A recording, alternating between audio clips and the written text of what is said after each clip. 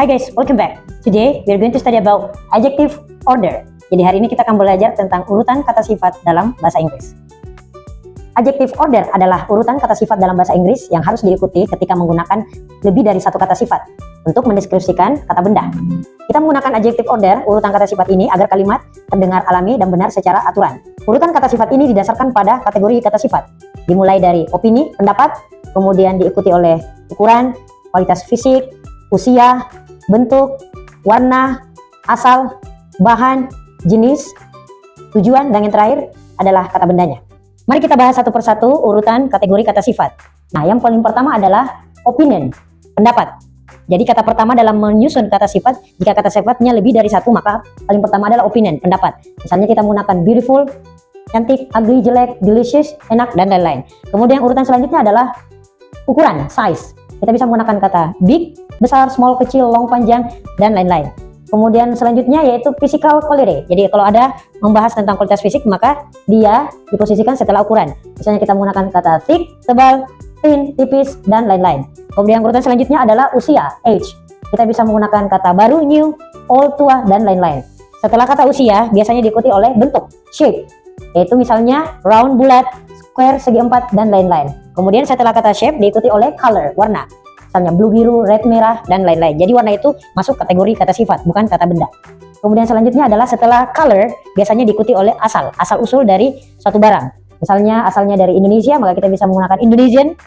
Oke, misalnya asalnya dari Italia, maka kita bisa menggunakan Italian. Atau kemudian setelah asal usul kita lanjutkan yaitu dengan material, bahannya, jenisnya. Yaitu apakah dia berasal dari kayu, dibuat dari kayu, wooden, atau plastik, atau silk, sutra. Kemudian selanjutnya adalah tujuannya. Jadi purpose, apakah digunakan untuk makan, dining, or cooking, masak, or jogging, untuk berlari, dan lain-lain. Dan yang paling terakhir yang kita tempatkan dalam susunan adalah kata bendanya, noun-nya. Bisa orang, person, bisa suatu hal atau barang-barang, thing, bisa hewan, animal, dan segala sesuatu. Mari kita lihat contoh penggunaan berbagai kata sifat sesuai dengan urutannya dalam kalimat. Yang pertama, jika kata sifatnya lebih dari satu, misalnya dua kata sifat. Misalnya contohnya, she has beautiful big eyes. Dia punya mata besar yang indah. Jadi perhatikan, urutan pertama yaitu opinion dulu, beautiful, kemudian ukuran. Kemudian yang terakhir adalah kata bendanya, noun, yaitu eyes. Jadi ketika diterjemahkan, kita mulai dari she has, dia punya, kemudian kita langsung ke belakang dari kata bendanya, yaitu dia punya mata besar yang indah. Jadi she has beautiful big eyes. Dia punya mata besar yang indah. Kemudian selanjutnya contoh kalimat yang kata sifatnya terdiri dari 3 kategori. Oke, misalnya she eats delicious big Italian pizza. Dia makan pizza Italia berukuran besar yang enak. Urutan pertama seperti biasa kita dahulukan opinion, pendapat. Kemudian jika ada ukuran maka dahulukan ukuran big. Kemudian origin, asalnya. Kemudian yang terakhir adalah selalu kata bendanya. Jadi ketika diterjemahkan she eats, dia makan. Kemudian langsung ke belakang. Pizza, makan pizza Italian, pizza Italia. Big, yang besar, delicious, yang enak. Jadi she eats delicious big Italian pizza. Dia makan pizza Italia berukuran besar yang enak.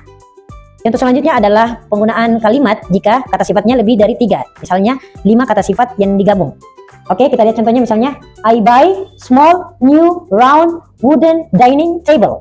Artinya adalah saya membeli meja makan kayu bundar yang baru berukuran kecil. Jadi mari kita lihat dari susunannya. Oke, perhatikan baik-baik. Di kalimat ketiga ini tidak ada opinion. Jadi bisa kita langsung ke ukuran, small. Kemudian ada usia, new, baru. Kemudian dilanjutkan oleh shape, bentuknya, yaitu round, bulat, bundar. Kemudian ada wooden, materialnya, bahannya. Kemudian ada purpose, tujuannya, dining, artinya makan. Table adalah noun-nya, barangnya. Jadi ketika diterjemahkan, kita mulai dulu dari I buy, saya membeli. Kemudian langsung ke noun-nya, table, membeli, meja, makan, dining.